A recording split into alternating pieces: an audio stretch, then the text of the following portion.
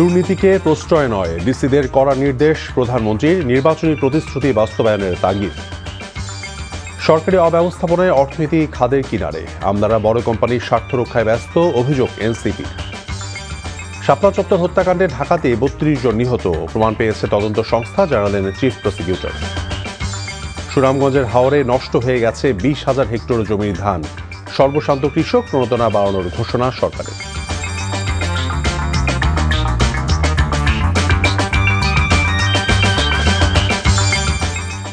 আসসালামু আলাইকুম, মির তৌফিক হোসেন স্বাগত জানাচ্ছি এনটিভির রাতের খবরে। ক্রাউন 7 শিরোনাম দেখছিলেন, এবার বলছি পুরো খবর। দুর্নীতির সাথে কোনো আপোষ না করতে ডিসিদের কঠোর নির্দেশনা দিয়েছেন প্রধানমন্ত্রী তারেক রহমান। দায়িত্ব নেওয়ার পর প্রথম জেলা প্রশাসক সম্মেলনের উদ্বোধনী অনুষ্ঠানে দেয়া ভাষণে একথা বলেন প্রধানমন্ত্রী। মেধা, যোগ্যতা এবং কর্মদক্ষতার ভিত্তিতে পদোন্নতি হবে জানিয়ে সরকার প্রধান নির্বাচনী ইশতেহার এবং জুলাই সনদ বাস্তবায়নে আন্তরিক হতে কর্মকর্তাদের নির্দেশ দেন। হাসান মাহমুদের রিপোর্ট। সরকার গঠনের পর প্রথম জেলা প্রশাসক সম্মেলনে যোগ দিতে সচিবালয় থেকে পায়ে হেঁটে ওসমানী স্মৃতি মিলনায়তনে যান প্রধানমন্ত্রী তারেক রহমান। দেশের ৮ বিভাগীয় কমিশনার এবং ৬৪ জেলার জেলা প্রশাসকদের অংশগ্রহণে 4 দিনব্যাপী ডিসি সম্মেলনের উদ্বোধন করেন প্রধানমন্ত্রী, যার শুরুতেই বক্তব্য রাখেন বিভাগীয় কমিশনার ও ডিসিরা। দেশ বিনির্মাণের যে সুযোগ তরুণরা তৈরি করেছে তা ব্যর্থ হতে দেওয়া যাবে না। মধ্যপ্রাচ্যে চলমান যুদ্ধের কারণে বৈশ্বিক জ্বালানি সংকটের ধকল সরকার দক্ষতার সাথে মোকাবিলা করছে। জেলা প্রশাসকদের সততা, ন্যায় নিষ্ঠার সাথে দায়িত্ব পালনের আহ্বান জানিয়ে প্রধানমন্ত্রী বলেন, সরকার দুর্নীতিকে প্রশ্রয় দিবে না। নির্বাচনী প্রতিশ্রুতি, জুলাই সনদ বাস্তবায়ন এবং সেবা প্রদানে হয়রানি বন্ধে মাঠ প্রশাসনকে তৎপর হবার নির্দেশ দেন সরকার প্রধান। আমাদের ম্যানিফেস্টো এবং জুলাই সনদ, এটার প্রতিটি দফা, প্রতিটি অঙ্গীকার পর্যায়ক্রমে আমরা বাস্তবায়ন করতে চাই। আমরা কম্প্রোমাইজ করতে চাই না দুর্নীতির সাথে। সরকারি কার্যালয়ে সেবা প্রার্থীরা যেন অপ্রয়োজনীয় হয়রানি না হয়। দ্রব্যমূল্য নিয়ন্ত্রণে রাখা, মোবাইল কোর্ট পরিচালনা করা সহ ডিসিদের বিভিন্ন নির্দেশনা দেন প্রধানমন্ত্রী। বলেন, যোগ্যতা, মেধাই হবে নিয়োগ, বদলি ও পদোন্নতির ভিত্তি। শুধুমাত্র পদোন্নতি কিংবা নিজেদের পছন্দের জায়গায় পোস্টিংয়ের জন্য পেশাদারিত্বের সঙ্গে আপোষ করলে সংশ্লিষ্ট কর্মকর্তারা সাময়িকভাবে হয়তো লাভবান হতে পারেন, তবে সেটি সার্বিকভাবে জনপ্রশাসনের দক্ষতা এবং নিরপেক্ষতার উপরে একটা নেতিবাচক প্রভাব ফেলে। ন্যায় বিচার নিশ্চিত করার নির্দেশ দিয়ে প্রধানমন্ত্রী বলেন, প্রশাসন সঠিকভাবে কাজ করলে জনরায়ের প্রতিফলন ঘটে। জনপ্রশাসন যদি সঠিকভাবে কাজ করে তাহলে অবশ্যই জনগণের রায় যে প্রতিফলিত হয় সেটি আপনারা প্রমাণ করেছেন 12 তারিখের নির্বাচনে। আপনাদের সততা, কর্মদক্ষতা এবং দায়বদ্ধতার উপরে সরকারের গৃহীত কার্যক্রমের সাফল্য বলা যায় প্রায় পুরোটাই নির্ভর করে। এবারের ডিসি সম্মেলনে বাছাই করা 498টি প্রস্তাব নিয়ে মোট 34টি কার্যদিবস অনুষ্ঠিত হবে। আগামী 6 মে শেষ হবে সম্মেলন। Hasan Mahmud, NTV news, Dhaka. কওমি মাদ্রাসাকে নীতিমালার আওতায় আনা এবং মাদ্রাসা শিক্ষাকে আরও আধুনিক করার কাজ চলছে বলে জানিয়েছেন শিক্ষামন্ত্রী আ.ন.ম এহসানুল হক মিলন। রাজধানীতে ডিসি সম্মেলনে বক্তব্য দেওয়ার পর সাংবাদিকদের সঙ্গে আলাপকালে তিনি কথা বলেন। শিক্ষামন্ত্রী বলেন, কওমি মাদ্রাসা ব্যবস্থাকে সাধারণ শিক্ষার সমপর্যায়ে আনতে মাদ্রাসা প্রতিনিধিদের সঙ্গে আলোচনা হয়েছে। এছাড়া ডিসিদের আইনমন্ত্রী আসাদুজ্জামান জানান, আইন মন্ত্রণালয়ের অধীনে কোনো প্রতিষ্ঠানে অনিয়ম, দুর্নীতি হলে তা অবহিত করতে জেলা প্রশাসকদের নির্দেশনা দেওয়া হয়েছে। ক্ষমতায় আসার আগে গণভোটের পক্ষে কথা বললেও এখন তা থেকে সরে এসে বিএনপি জনগণের সঙ্গে বিশ্বাসঘাতকতা করেছে বলে অভিযোগ করেছেন জাতীয় নাগরিক পার্টি এনসিপির সদস্য সচিব আক্তার হোসেন। রাজধানীর কাকরাইলে ডিপ্লোমা ইঞ্জিনিয়ার্স ইনস্টিটিউশনের মিলনায়তনে দলের উদ্যোগে জ্বালানি, অর্থনীতি, মানবাধিকার ও গণভোট বিষয়ক জাতীয় কনভেনশনে এসব কথা বলেন তিনি। অভিযোগ করেন, সরকারের অব্যবস্থাপনার কারণে দেশের অর্থনীতি খাদের কিনারায়। দলটির দক্ষিণাঞ্চলের মুখ্য সংগঠক হাসনাত আবদুল্লাহ বলেছেন, সরকার প্রাতিষ্ঠানিক সংস্কার থেকে দূরে সরে যাচ্ছে। অনেক আমলা বিভিন্ন কোম্পানির এজেন্ডা বাস্তবায়ন করছে বলেও অভিযোগ করেন হাসনাত আবদুল্লাহ। অসত্যের অবতারণা করেছেন কাব্যিকভাবে। উনি অনেকগুলা সত্য উনি চেপে গিয়েছেন এবং উনি অনেকগুলা অসত্যের অবতারণা করেছেন কাব্যিকভাবে। আলোচনা আসলেই প্রথমেই কিছু প্রবলেম, আমাদের এই যে সংস্কারের ইনস্টিটিউশনাল আমাদের ইন্ডিপেন্ডেন্ট হওয়ার কথা ছিল, আমাদের জুডিশিয়ারি হচ্ছে ইন্ডিপেন্ডেন্ট হওয়ার কথা ছিল, আমাদের বিউরোক্রেসির জায়গায় হচ্ছে একটা মেসিভ একটা আমাদের এটা হচ্ছে রিস্ট্রাকচার হওয়ার দরকার ছিল, আমাদের পুলিশ সংস্কার কমিশন হওয়ার দরকার ছিল।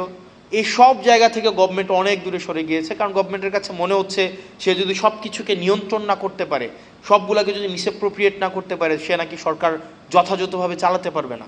গভর্নমেন্ট যেইভাবে যাচ্ছে এটা খুব সুখকর এবং দীর্ঘমেয়াদী কোনো ইতিবাচক প্রভাব রাখবে বলে আমার মনে হয় না। ক্ষমতার বাহানায় বিএনপি সরকার আর সংস্কার করতে চায় না। তারা ক্ষমতাকে নিরঙ্কুশভাবে উপভোগ করতে চায়, কিন্তু নির্বাচনের মধ্য দিয়ে নির্বাচিত প্রতিনিধিত্বের উপরে যে দায়িত্ব অর্পিত হয়, সেটাকে ক্ষমতার দৃষ্টিতে দেখার যে মানসিকতা, সেখান থেকে তারা এখনো বের হয়ে আসতে পারেননি। টানা বৃষ্টির পর রোদের দেখা মেলায় কিছুটা স্বস্তি মিলেছে সুনামগঞ্জের হাওর পাড়ের কৃষকদের মাঝে। কয়েকদিন আগে কেটে আনা ধান খড় বৃষ্টির পানিতে পচে গেছে, সেগুলোই এখন শুকানোর চেষ্টা চলছে। এদিকে সুনামগঞ্জের সুরমা, জাদুকাটা, চেলা এবং খাসিয়ামারা নদীর পানি 24 ঘন্টার ব্যবধানে বেড়ে দ্বিগুণ হয়েছে।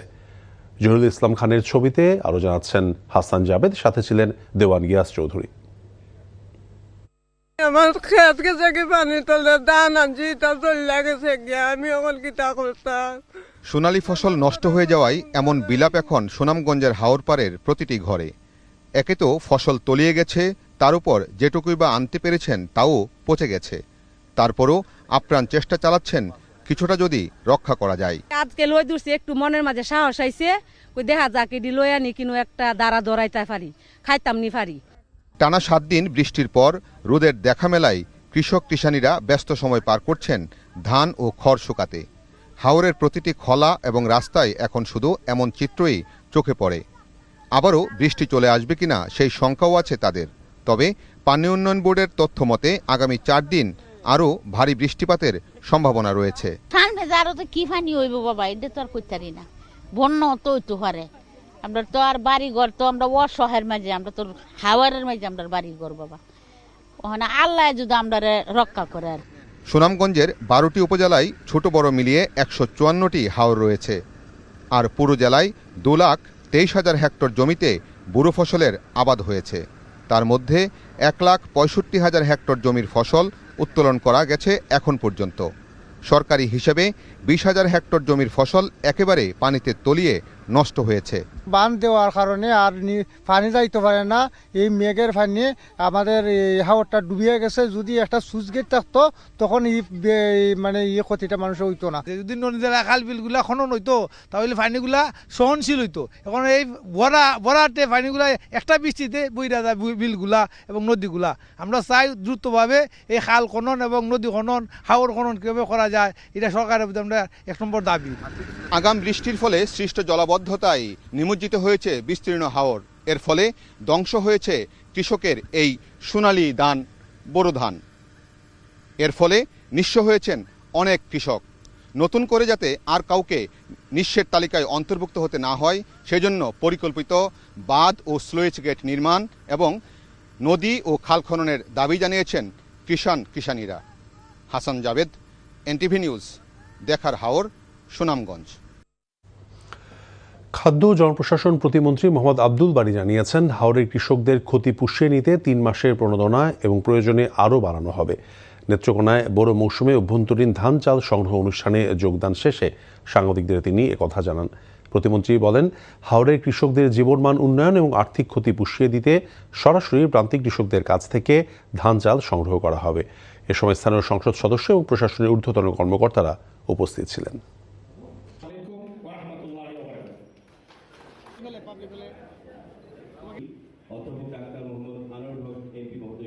তাদের 3 মাসের জন্য মাননীয় প্রধানমন্ত্রী ঘোষণা দিয়েছেন। যদি দেখা যায় যে আরও বাড়ানো প্রয়োজন, বাড়ানো হবে। আমি আপনাদেরকে আগেই বললাম যে মূল বিষয় হচ্ছে যে মাননীয় প্রধানমন্ত্রী উনি যে প্রচেষ্টাগুলো নিচ্ছেন, এবং মাত্র 2.5 মাসও হয় নাই, যে পদক্ষেপগুলো নিয়েছেন প্রত্যেকটি পদক্ষেপই গ্রামীণ অর্থনীতিকে সচল করে। সংরক্ষিত নারী আসনে নবনির্বাচিত সংসদ সদস্যদের শপথ পাঠ করিয়েছেন স্পিকার হাফিজউদ্দিন আহমেদ বীর বিক্রম। রোববার রাত 9টায় সংসদ ভবনে শপথ গ্রহণ করেন 49 জন নারী সংসদ সদস্য। প্রধানমন্ত্রী তারেক রহমান এই সময় উপস্থিত ছিলেন। কোরআন তেলাওয়াতের মাধ্যমে শপথ অনুষ্ঠান শুরু হয়। সংসদ সচিবালয়ের সচিব মোহাম্মদ গোলাম সরওয়ার ভূঁইয়া শপথ অনুষ্ঠান পরিচালনা করেন। সংরক্ষিত নারী আসনগুলোতে রাজনৈতিক দল এবং জোটের অনুকূলে বন্টন করা আসনের সরকারি দল বিএনপি এবং তাদের জোট থেকে 36 জন, জামায়াতে ইসলামী ও তাদের জোট থেকে 12 জন এবং স্বতন্ত্র একজন নারী সংসদ সদস্য হিসেবে নির্বাচিত হয়েছেন। আমার কর্তব্য পালনকে ব্যক্তিগত স্বার্থের দ্বারা প্রভাবিত হইতে দিব না। গণমাধ্যমের পরাজয় মানে জনগণের পরাজয়, রাষ্ট্রের পরাজয়। তাই কোনো অবস্থাতেই গণমাধ্যমকে পরাজিত হতে দেয়া যাবে না। তথ্য সম্প্রচার মন্ত্রী জহিরুদ্দিন স্বপন কথা বলেছেন। গণমাধ্যম কমিশন গঠনের আশ্বাসও দেন তিনি। আর প্রধানমন্ত্রীর তথ্য উপদেষ্টা ডক্টর জাহিদুর রহমান বলেছেন, দেশে ক্রিয়াশীল গণমাধ্যমের উপস্থিতি জরুরি। বিস্তারিত জাহিদ রহমানের রিপোর্টে। বিশ্ব মুক্ত গণমাধ্যম দিবসে রাজধানীতে শোভাযাত্রা ও আলোচনা সভার আয়োজন করে তথ্য ও সম্প্রচার মন্ত্রণালয়। এতে অংশ নিয়ে তথ্যমন্ত্রী বলেন, মুক্ত গণমাধ্যম একটি শক্তিশালী গণতন্ত্রের অন্যতম ভিত্তি এবং সাংবাদিকদের নিরাপত্তা ও স্বাধীনতা নিশ্চিত করতে সরকার প্রতিশ্রুতিবদ্ধ। নীতিগতভাবে সমস্ত ধরনের সাংবাদিকদেরকে আইনের আওতায় যতটা সম্ভব তাকে পেশাগত সহযোগিতা দেওয়া হবে। একই সঙ্গে সাংবাদিক হই আর আমি মন্ত্রী হই, আমরা কেউ আইনের ঊর্ধ্বে উঠতে পারবো না। অপরাধ বিবেচনা করার জন্য প্রক্রিয়া হচ্ছে একটি, আর পেশাগত দায়িত্ব পালন করার, নিরাপত্তা বিধান করার কাজটি হচ্ছে আরেকটি। দুটোর সঙ্গে দুটোর কোনো মিল নাই। দিবসটি উপলক্ষে শ্রীডাপ মিলনায়তনে আলোচনার আয়োজন করে সম্পাদক পরিষদ ও news paper owners association of Bangladesh. মুক্ত গণমাধ্যমের উপর জোর দেন বক্তারা। প্রতিটা গণঅভ্যুত্থানের পরে কতগুলি কমিশন হয়, কারণ কি প্রতিটা গণঅভ্যুত্থান নতুন স্বপ্নের জন্ম দেয়। এই যে লাইভ আর ভিউ, এই দুইটা বাড়ানোর যে প্রতিযোগিতা, এই প্রতিযোগিতা যদি না থামে তাহলে কোনো অবস্থাতেই আপনি অপতথ্য থেকে রেহাই পাবেন না। মন্ত্রী জানান, গ্রহণযোগ্য পরামর্শক কমিটি করে গণমাধ্যম কমিশন গঠন করবে সরকার। সবকিছুকে মাথার মধ্যে রেখে দেন আমরা অবশ্যই একটা তো গণমাধ্যম কমিশন লাগবেই, কারণ সরকার তো এখানে আসলে একটা পক্ষ, সে সরকার অভিভাবক হতে পারে না, কারণ সেই হয়তো মাঝে মধ্যে অপরাধ করে ফেলবে। অতীতে তো আমরা দেখেছি সরকার নিজেই তো অপরাধ করে ফেলে। ফলে এরকম সম্ভাবনা যে জগতে বিরাজ করে, সেই জগতে তো গণমাধ্যম কমিশনের মতো এরকম প্রতিষ্ঠান তো লাগবেই।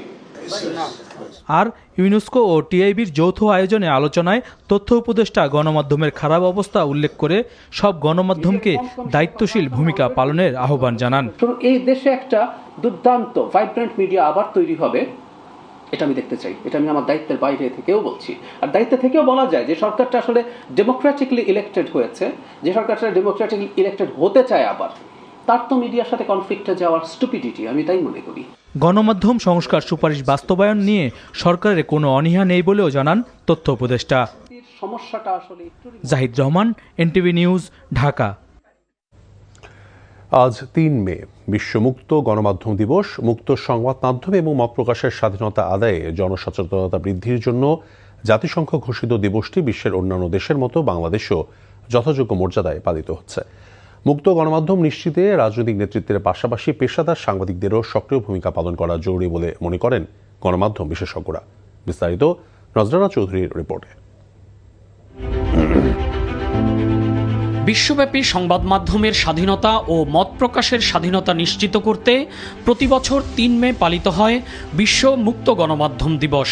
1993 সালে জাতিসংঘের সাধারণ পরিষদের সিদ্ধান্ত অনুযায়ী বিশ্বব্যাপী দিবসটি পালিত হয়ে থাকে। ইউনেস্কোর বিশ্লেষণ মোতাবেক সম্প্রতি সাংবাদিক ও গণমাধ্যমগুলোর কাজের পরিস্থিতি দিনকে দিন আরও জটিল হচ্ছে।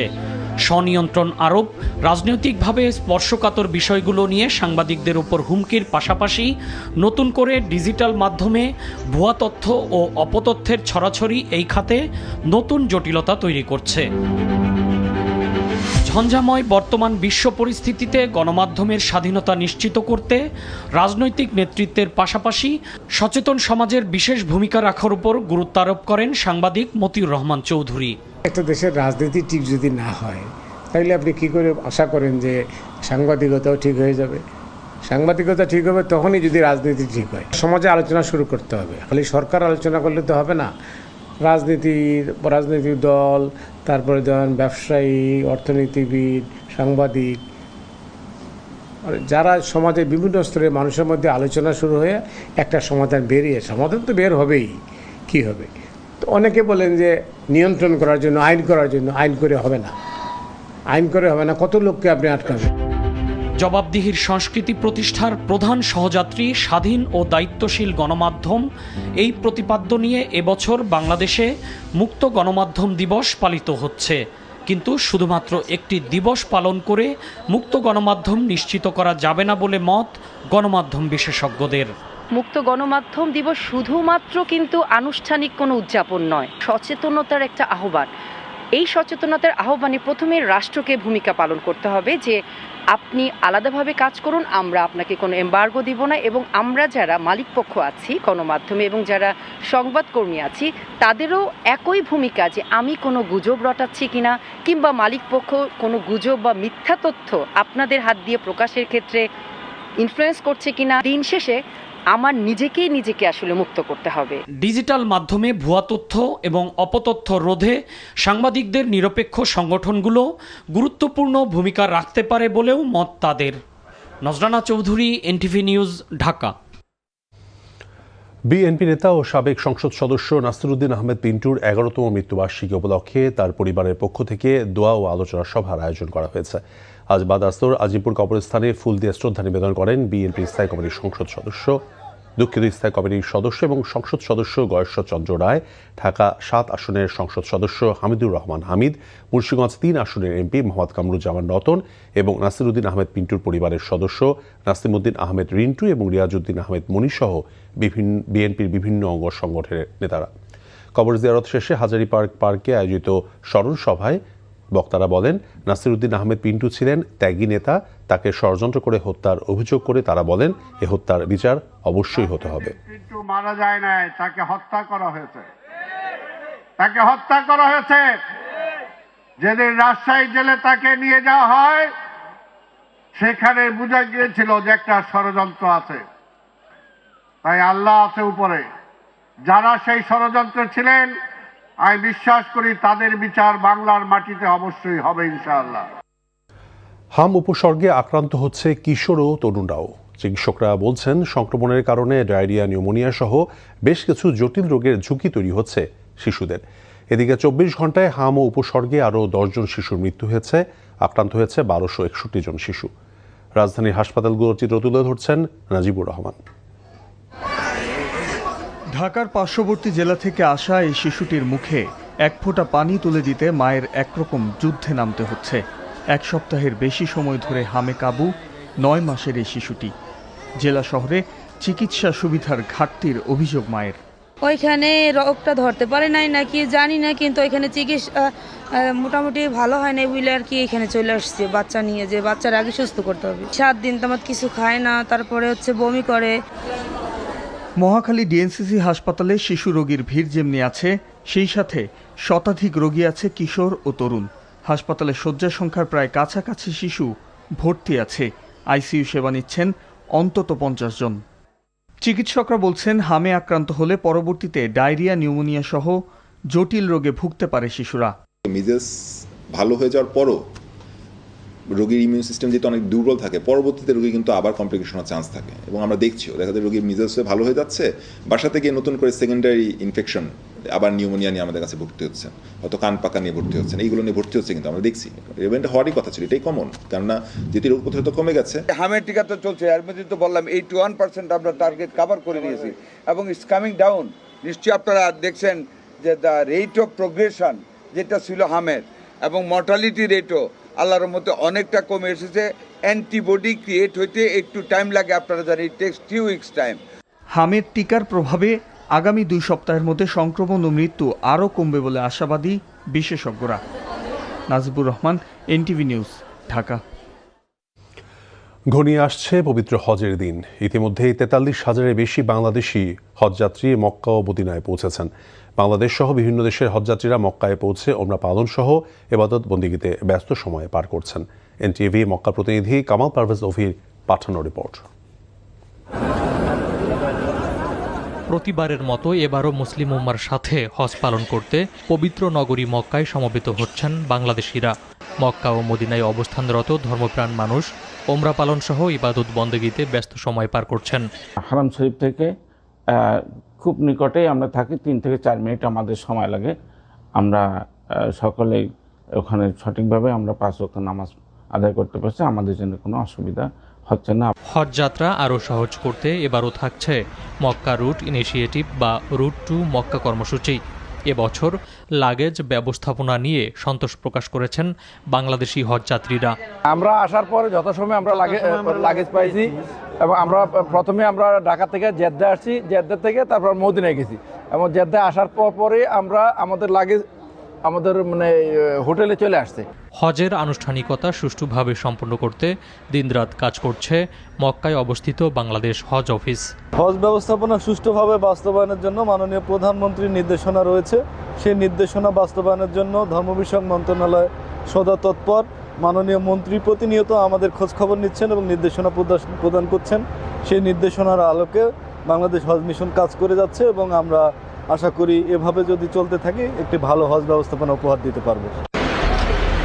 চাঁদ দেখা সাপেক্ষে আগামী 26শে মে পবিত্র হজ অনুষ্ঠিত হওয়ার কথা রয়েছে। এবছর এখন পর্যন্ত 7 বাংলাদেশি হজযাত্রীর মৃত্যু হয়েছে। NTV international desk. দেশে 1 কোটিরও বেশি কোরবানির পশু মজুদ আছে উল্লেখ করে মৎস্য প্রাণী সম্পদ মন্ত্রী আমিনুর রশিদ জানিয়েছেন, আসন্ন কোরবানির ঈদে পশুর সংকটের কোনো সম্ভাবনা নেই। সচিবালয়ের সংবাদ সম্মেলনে তিনি এসব কথা বলেন। দেশীয় খামারিদের সুরক্ষা দিতে এবারও পশু আমদানি বন্ধ থাকবে বলে জানান মন্ত্রী। একই সাথে সীমান্ত এলাকায় কোনো পশুর হাট বসবে না উল্লেখ করেন তিনি। কোরবানি উপলক্ষে দেশে ৩,৬০০-রও বেশি পশুর হাট বসবে, আর ঢাকা মহানগরীতে মোট পশুর হাট বসবে 27টি। এর মধ্যে ঢাকা উত্তর সিটিতে 16টি এবং দক্ষিণে 11টি। অনলাইনে পশু কেনাবেচার ক্ষেত্রে কোনো প্রকার হাসিল থাকবে না বলে জানান মন্ত্রী। প্রতিটি পশুর হাটে বাধ্যতামূলকভাবে পশু চিকিৎসক রাখার জন্য মন্ত্রণালয়ের পক্ষ থেকে নির্দেশ দেওয়া হয়েছে বলে জানিয়েছেন তিনি। এই মুহূর্তে আমাদের খামারিদের কাছে গরু, ভেড়া এবং ছাগল সব মিলিয়ে আমাদের কোরবানির যে পরিমাণ সেটা 1 কোটির উপরে আছে। আমরা আশা করি পশুর চাহিদা যা আছে ওই পরিমাণ আমাদের খামারিদের আমাদের দেশেই এই মুহূর্তে উৎপাদন আছে। সুতরাং কোরবানির পশুর প্রশ্নে এখানে শর্টেজ পড়ার কোনো সম্ভাবনা নাই। জয় দিয়ে কুল বিএসজেএ ফুটবল টুর্নামেন্ট শুরু করল international television channel NTV. 32 media হাউসকে নিয়ে আয়োজিত এই টুর্নামেন্টে শেষ মুহূর্তের গোলে মাছরাঙা টেলিভিশনকে হারায় এনটিভি। বাফুফে টার্ফে টুর্নামেন্টে উদ্বোধন করেন যুব ক্রীড়া প্রতিমন্ত্রী আমিনুল হক। এ সময় আরও উপস্থিত ছিলেন বাফুফের সহসভাপতি Wahiduddin Chowdhury happy, Bangladesh sports journalist অ্যাসোসিয়েশনের সভাপতি আরিফুর রহমান বাবু সহ অন্যরা। প্রথম দিনের খেলায় এনটিভি ছাড়াও জয় পেয়েছে বর্তমান চ্যাম্পিয়ন যুগান্তর। দিনের শেষ ম্যাচ খেলতে নামে অন্তিম মুহূর্তের গোলে মাছরাঙা টেলিভিশনকে 1 গোলে হারায় এনটিভি। জয়সূচক গোলটি করে ম্যাচ সেরা হয়েছেন ফাহাদ মাহমুদ।